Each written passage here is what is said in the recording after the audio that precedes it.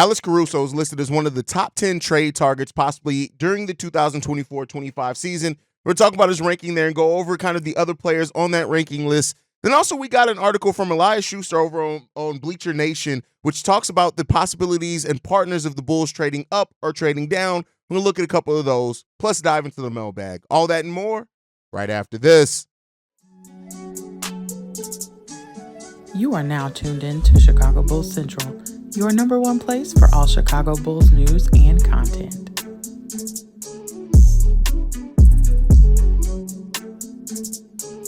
What's going on, Bulls fans? Welcome to another episode of Chicago Bulls Central, your number one spot for everything Chicago Bulls related. I'm the host, Hayes, but more importantly, you guys can follow the channel at Bulls Central Pod on every social media platform we happen to be on. With that being said, let's go ahead and get into this content for today, y'all. So I want to start off with this article from Bleacher Report and talking about the top 10 trade targets this offseason. We did an article yesterday. It was on the top 10 players that could be available for draft day trades. This is more so trade targets over the course of the 2024 season, not just the offseason, but players that could be made available depending on what their team wants to do.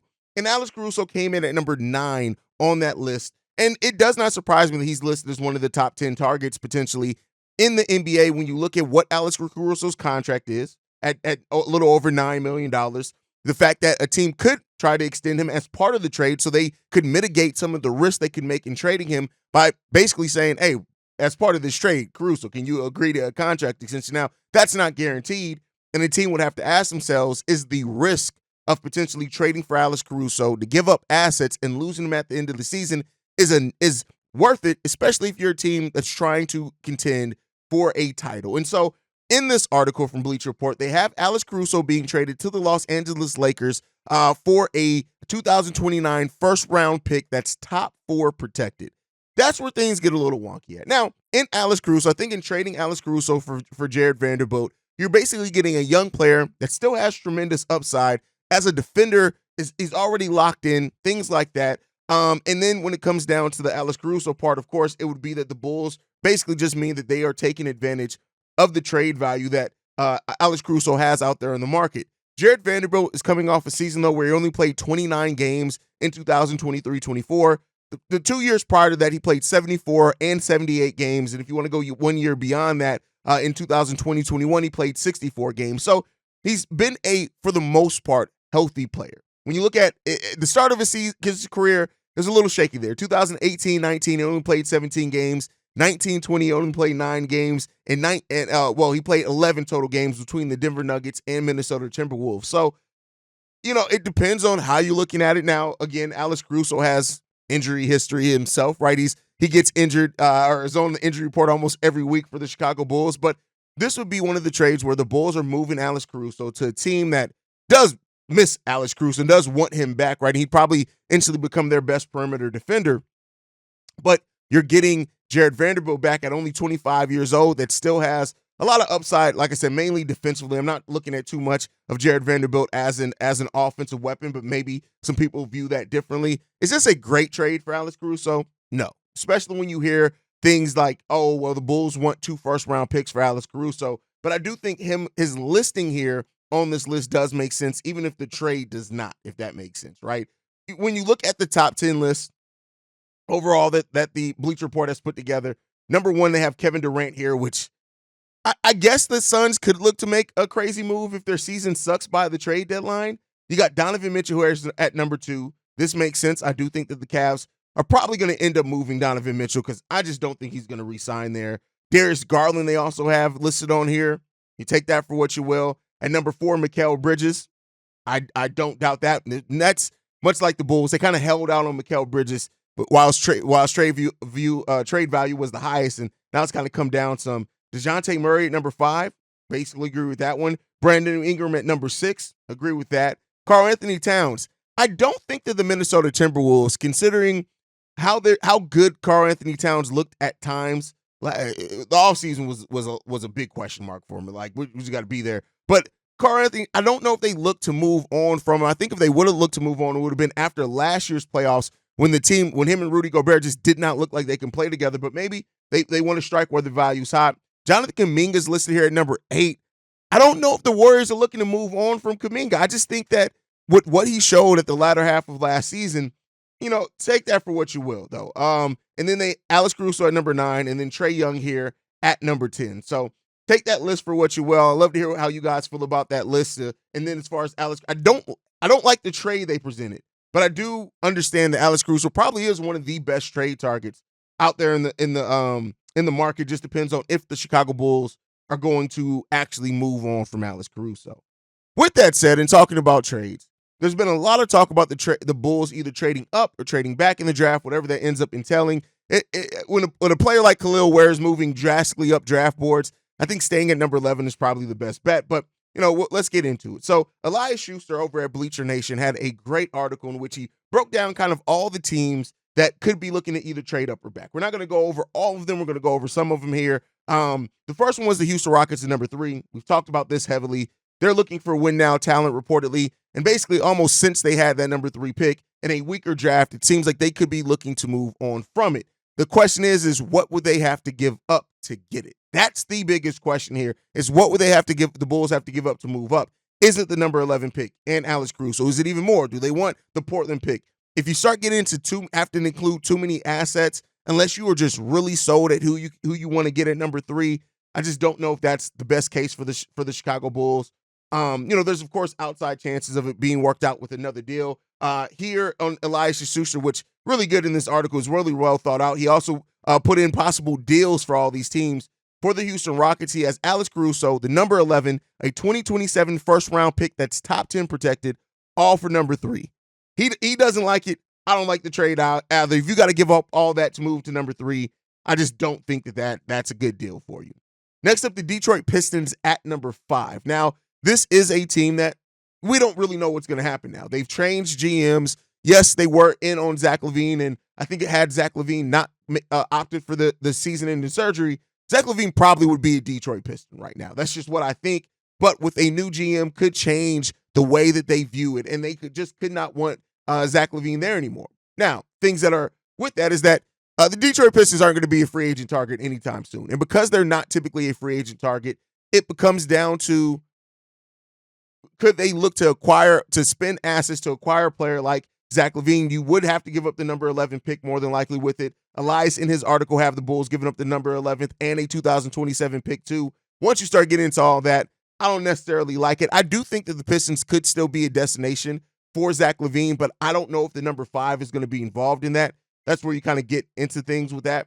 And then that's it for the trade-up scenarios. When you're looking at trading back, they have Philadelphia 76ers here at number 16. And in my own personal opinion, the Sixers could be open for business for any and all types of trades. For me, it comes down to, do the 76ers want to add a young talent while they can, even at number 16 in a weak draft? Do they want to try to add a young cost control player if they feel confident in it, considering they're going to have tremendous cap space this offseason? They can make a run at all the major free agents at max level contracts, basically, if they want to, and still look to absorb salary later on if they need to. So I don't know if the 76ers are going to be looking to move this number 16 pick, but if they are, and with us hearing that Zach LaVine and Alex Caruso could be on the radar for the Philadelphia 76ers, that could be something that you could get involved there. I don't think it's likely, but it is a possibility there. I would love to see the Chicago Bulls not give up any picks in this one like that. So if you can get like Zach LaVine for the number 16 in this draft, with them just sending whatever salary they don't want back to open up some more for free agency, I'm not necessarily mad at that deal. But will the 76ers want to pair Zach LaVine with Tyrese Maxey? That's a question you got to ask yourselves here.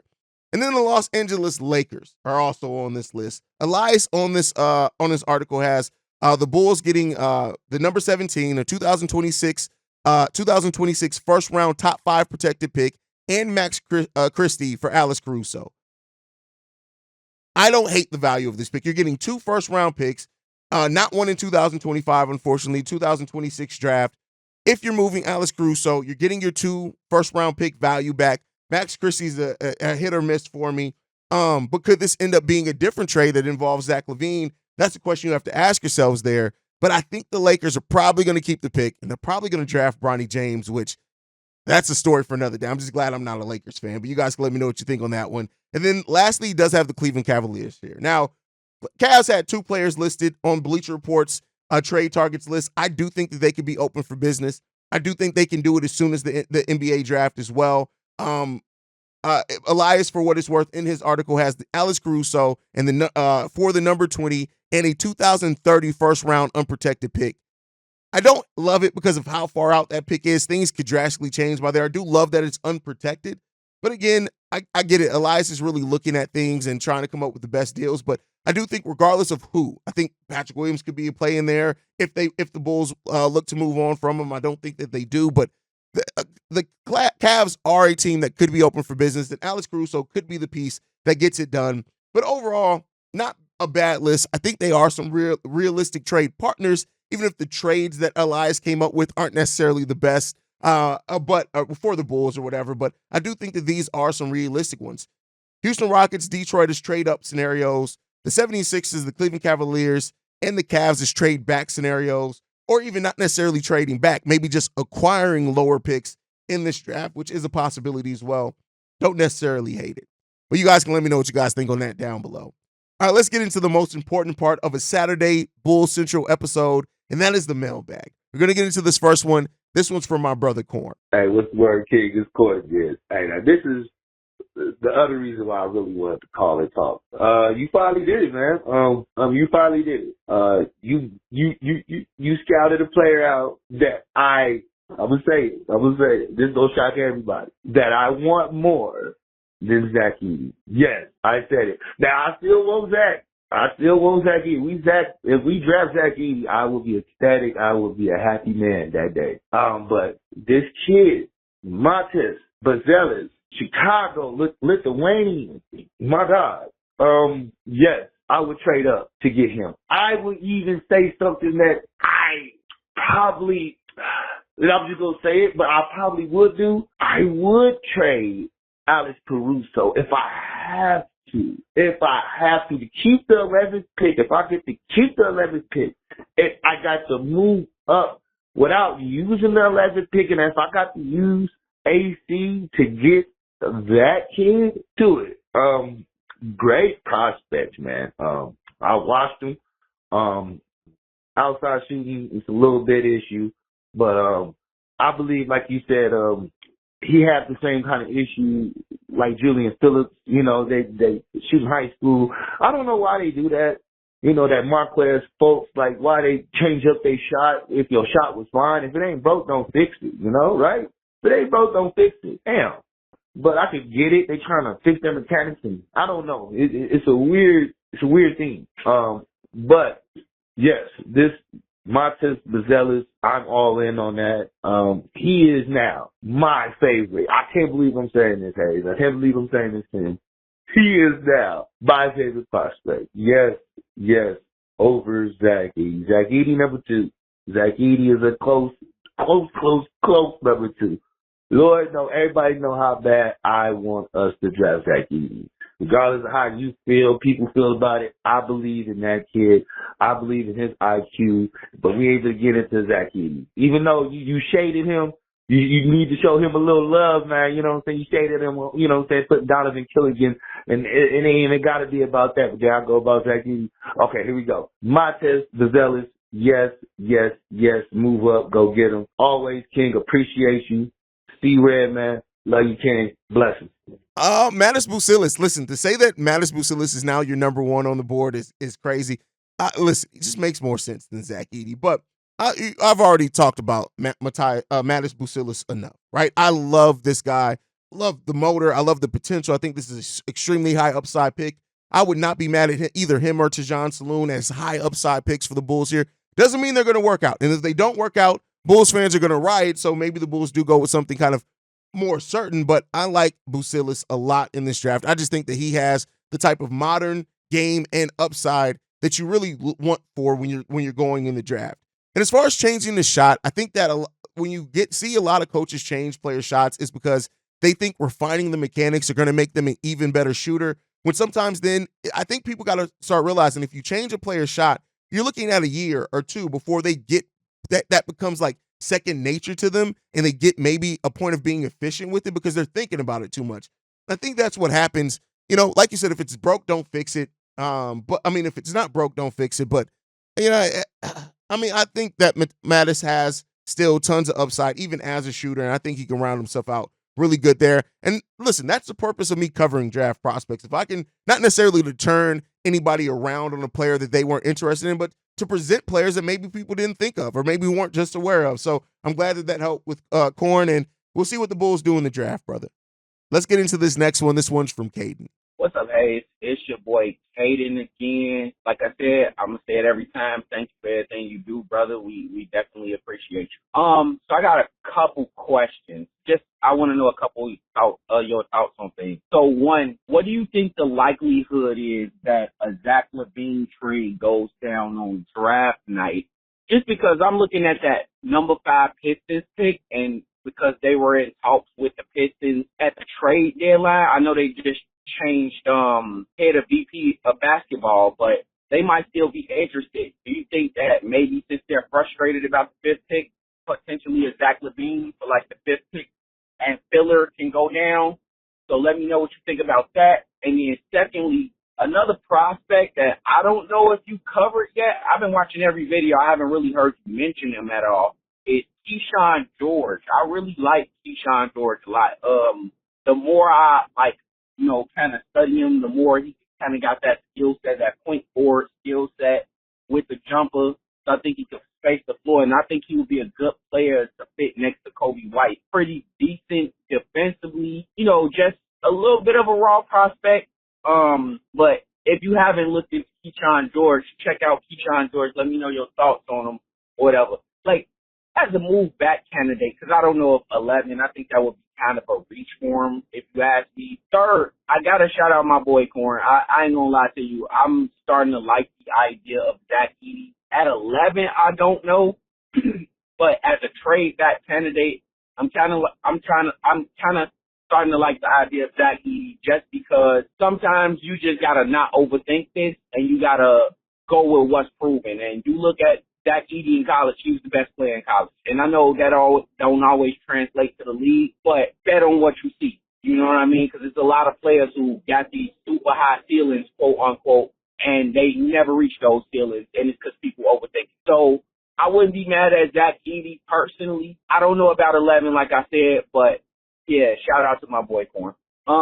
That being said, like I said, thank you, man. Thank you for everything you do. Your boy Kaden, man. I'm up out here. The Zach Edey shit, you guys know how I feel about Zach Edey. I'm not even going to get into that. I don't like Zach Edey for the Bulls. I do understand you said not at number 11, but let's get into the meat and potatoes of your voicemail.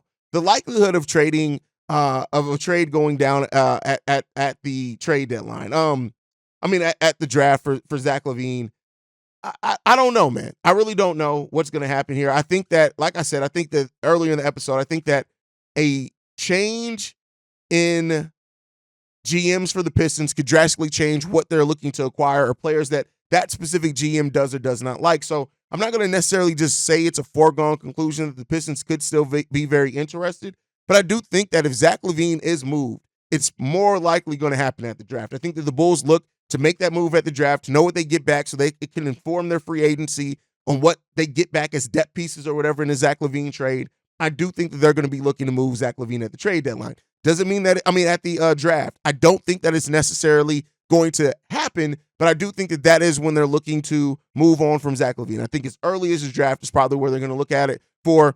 I have this, we got another voicemail, so I get into why that is, but I think ultimately, there's still a huge likelihood that Zach LaVine is moved by the draft. I think we walk away with this draft. I'm not going to necessarily say with more draft picks, but I think that Zach LaVine is probably not going to be a member of the Bulls roster by the draft. Now, if I had to put a percentage on, I'm probably going to say about 75%. I still think there's a chance that maybe teams want to look to see who's going to be available at certain positions, and maybe that it could happen in free agency or something like that as well. So let me know what you guys think on that down below. All right, let's get into this next voicemail. This one is from the 847. Hey, bro. Hey, it's just been a busy summer, but I've been listening to all of your videos, watching all of your videos. First, I want to address the Devin Carter situation, the promise that they were supposed to maybe left him. I really, to be honest with you, if Devin Carter is chosen, I won't be mad, but I have to admit I will be disappointed because of the depth in this year's draft as far as bigs is concerned, and also power forwards, which I have expressed before that those are the more positions of need that they should address. The other problem with Devin Carter, I would be cool with him as a player on our team, but with this team right here, I don't even know if they would play him at guard. They could possibly play him as something like power forward. I mean, that's not out of the realm of possibility. I mean, if you draft him as a guard, let him play guard, you know. And the other thing I want to address is free agency. You addressed, should we go for upside or should we fill a hole? I believe they should definitely go for upside instead of just filling a hole. Case in point, if there's looking at the free agents of this year, like Kelly Olynyk and I think Precious Achiuwa, I would rather a player like Precious Achiuwa because I believe he's younger, and I think he has more upside, and he has pretty good size for the front court. He could either play power forward or center. So I would rather a player like that than just fill in a hole. And the other thing I would like to address is I'm hearing a lot of talk about acquiring a second pick for this year's draft. I would rather acquire a second pick for next year's draft because that draft is deeper in talent, and also we have that top 10 protected thing with San Antonio. I think if we acquired another pick for next year, 225, that would give us some insurance in case we somehow just did something crazy like make the playoffs or make the play-in. So I would rather have a pick in a draft that's much deeper and have that insurance. The other thing I want to address is that I really believe as far as this year's draft, I would be okay if we moved up from 11, but if we stay at 11, I would really lean towards Tayshaun Salon, I hope I'm saying his name right, a power forward, or Khalil Ware. I've been really watching videos of Khalil Ware. I really believe that Khalil Ware, his perimeter game, as I expressed previously, his possible rim protection, his athleticism is off the charts. And I really would love to see him selected by the Chicago Bulls if he's there at 11. Have a great day, bro. Bye-bye. First of all, bruh, you fit in so much in this voicemail. What are you doing to me? No, great voicemail there. Devin Carter, I can get where you're saying the position of need, but I'll counteract with this. Not that I disagree with you, but I'm going to counteract with this. Is that in this type of draft, I can't be mad if you go whoever you see is the best overall talent. Because this is a draft that, I mean, it is labeled as a weaker draft. I've already kind of debunked the weaker draft narratives, but I do think that this is, if they were to go, hey, we just think that this is going to be the best player out of this draft, you got to be right. But I do think I can't really knock him on that. Now, as far as playing Carter at a different position, I mean, if the Bulls do draft a Devin Carter, I do think that the writing's on the wall then that Alex Caruso is probably on his way out. I could be wrong on that as well. We could just go heavy guard, but I think that may mean that. And then maybe you're getting something different as far as a mix-up, but I hope that you don't play him at no power forward. Even though with his almost 6'9" wingspan, I can absolutely see Billy Donovan doing it. Now, as far as going for upside in free agency, I completely agree with you. I think if you can do both, right? You can get a position of need and a player that still has a lot of upside. Those are usually expensive players, and the Bulls right now don't have a lot of spending power in free agency unless they trade Zach and move on from DeMar DeRozan.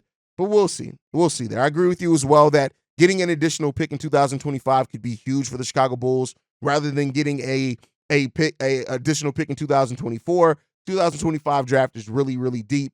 And then as far as your prospects, those add Matthias Bucilis to that. Tajon Saloon, Khalil Ware, Matas Bucilis. I said Matthias again. Matas Bucilis are my favorite players as far as high upside in this draft.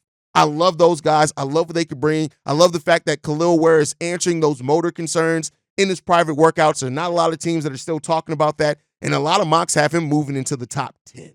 And so if he's still there at number 11 for the Chicago Bulls, I think you take him, and I don't think you worry about it. The guard multiple positions, the rim protection, the lob threat, his ability to get up and run with Ayo Dosunmu, like it would be great to see. I like Khalil Ware. He's really becoming one of my favorite players overall in this draft, for sure. All right, let's get into the last voicemail for today. This one is from Todd. Yo, Hayes, what's good, brother? This is Todd. Hope you're well. had a couple thoughts, man, that I've been putting together, and I wanted to get your opinion on. So I'm not sure if you saw the Sports Illustrated piece about this proposed trade between the Atlanta Hawks, the Pelicans, and the Bulls, which would send Alex Caruso and Brandon Ingram to the Hawks, DeJounte Murray to the Pelicans, and then the Bulls get some young players and a pick. So I like this. I like this trade a lot. I think that packaging AC plus another star player to go meet another star player in Trey in Atlanta would be great. It solves a lot of issues for them. DeJounte to propel, but getting two young players in Dyson Daniels, which I like a lot from the Pelicans. I'm not sure you've been able to watch him at all. 6'7" wing, but kind of can play the 1 and the 2. Young, 21 years old, plus A.J. Griffin. We already know we've seen him for a couple of years with the Hawks. And the number 21 pick in the 2024 draft while keeping our number 11. Fantastic. So it gives us 2 bites at the apple in this draft, which I will use for a big and a guard at 11 and 21. I'm not sure which. I actually kind of think I like Topic. I understand. I know. I've lived through J. Will, through Rose, and through Zoe. But I still think there's something in Topic, especially at 18, if you let him heal up for a year. Why is that important? Because you know me. Everything toward 2025. So you get your Khalil Ware at 11, maybe Topic out to 21, or you might be able to pick up another guard at that point, right? But keeping it moving, I would then look to sign and trade Debo after the draft, obviously, and hold back through the trade deadline to improve his value. That would be the goal, with the goal of that trade value escalating to the degree to which we get another pick in the 2025 draft. Maybe a later pick, but again, if we can get 2 bites of the apple in this draft and potentially in 2025, man, listen, we're kicking it. We're kicking ass right now.